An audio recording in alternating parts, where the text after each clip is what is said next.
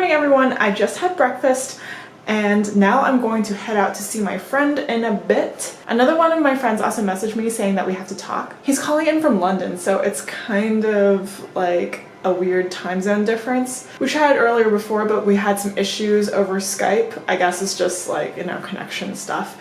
Anyway, I'm gonna go meet up with my friend now, and then afterwards I'm gonna see if we can try and connect. But if that doesn't work out, then, you know, we'll see what happens.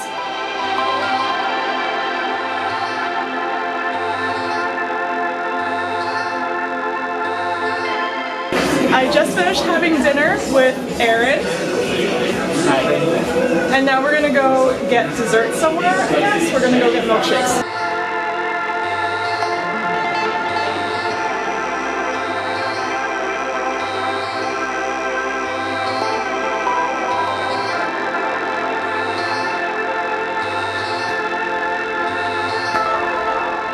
We found these weird question cards that we thought were kind of fun. Do you see any that you like? Yes. When do you plant winter wheat? In the fall. Oh. Wait, hang on. Okay, what constellation embraces Polaris, the North Star? The Big Dipper. It says Little Dipper, but that's close. It's close. It's pretty close. We're really bad at this game. Yeah, these are good questions. Yeah. They remind me how little I know of the world. Yeah, same here. I know like nothing. Yeah. I just got back from dinner with my friend. It was great seeing him. When I got back, I got my nails done because I felt like they needed to be done. I'm not very good at painting nails and I didn't have a top coat or a base coat. So now they're kind of chipping and that's my own fault. I gotta eventually go to a salon. Anyway, I was supposed to talk to Grant over Skype today, but internet's kind of choppy and it's not really working out. So he left me a message and I will show you what the message says. And afterwards I'll give you my reaction to it. So here is the video that I got from Grant. I'm sorry we couldn't get through earlier. I think it's a problem with the recording software. I don't entirely know what's going on with it. But I thought I'd throw my hat into the ring about this stuff that you've been talking about on your blog with Jeff and with your other friend. And honestly, I think it's all getting a bit out of hand. It's a bit silly. It's a really easy and honestly a little bit of a boring explanation. But it's these entities which you're seeing and which you're hearing about. They're, for the want of a better word, they're ghosts. They are spectral emanations from the human brain. This is I'm just to explain. I'm writing a game at the moment. It's called Phantom, and so we're learning. I've been learning an awful lot about the current theories behind the scientific explanations for ghosts. And while there's an awful lot of stuff like debunking them, there's some really interesting stuff about how the human brain. Well, I mean, we don't know what the human brain can do. We're only really aware of about 10-20% of its full power, and there are vast untapped resources of power in there which we're only starting to understand. And so these ghosts, if you want to use the word, they're an echo of the power of someone's mind. It's a bit like shouting in a cave.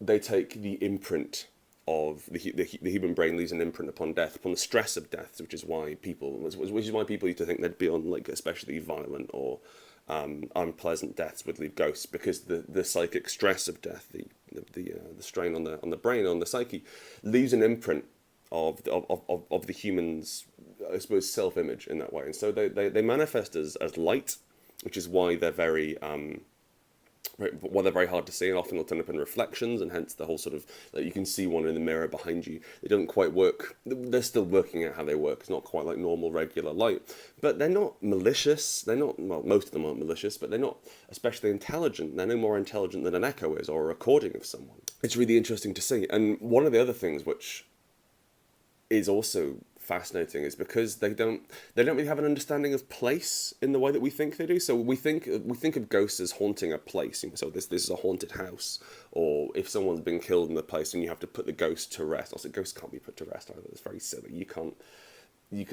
remove them in some way, but you can't really bargain with them or reason with them. They don't really have only the most strong ghosts would have anything approaching an animal level intelligence. We're talking like dogs, maybe dogs, cats, birds. Nothing, you know, nowhere near as intelligent as we are, and certainly a lot of the emotions attributed to ghosts simply they couldn't feel. They're not complex enough. But because they don't have an understanding of place, they have an understanding of people, and so rather than a place being haunted, a person is haunted. If you understand, that echo, that resonance will tap on to someone and follow them around, and so possibly this is what you're seeing. This like for some reason the resonances of these people who've died have synced up with your resonance, and they're following you around in some way, or simply wherever you're going, they are manifesting as light in reaction to the psychic energy that your own brain's putting out. It's all really fascinating stuff. So yeah, Phantom is what's currently in pre-production. We're putting some rules together. It's set in the far future, in the 2961, I believe. I have to look that up. And the Earth is becoming unstable, and so where you play bands of roving phantoms, as we call them, who go out to this network of space stations and effectively into orbital warehouses around Earth built hundreds of years ago, which are now decrepit and all broken down, and so there's kind of a survival horror thing going on, and it's haunted by these ghosts, and which is again kind of where ghosts, which is where I found out about the thing. It was interesting. I suppose it's interesting to hear all of Jeff's comments and his paranoia about this. I think that, you know, because obviously I read a lot of stuff which is utter bunk as well, just because I try and get as best an idea as I can. And this stuff is fairly easily explained. It's not really understood, but it's not malicious, and you shouldn't be worried. It's not. I'm afraid it's not as exciting as all that. It's just like someone shouting in a cave. But I hope this helped. I'm sorry to, well, perhaps it's better that you're not being invaded by interdimensional monsters. But I hope you know the video diaries are great. I hope you carry on making them, and maybe you can move on past this Shadow Man problem. All right, thank you. Bye.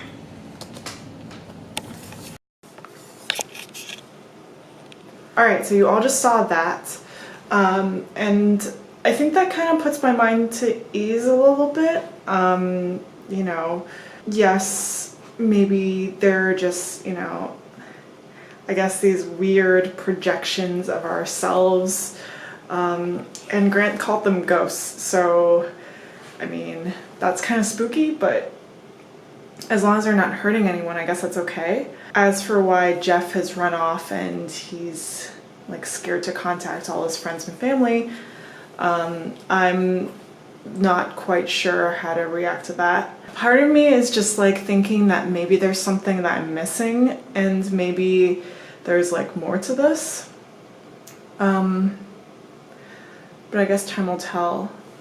In the meantime, I was supposed to contact Heather, and I didn't get around to doing it, so I'm probably going to do that next time, and I'm going to record that down. I also have another friend who wants to share his experiences with, you know, these, I guess we could call them ghosts now, or shadow people or whatever. And maybe just like talking about it would help. Thank you everyone for watching. Like Grant said earlier, he's got a new game that's coming out soon. It's called Phantom. If you enjoyed this video, please share, like, and subscribe, and I will see you all soon in the next episode. Bye.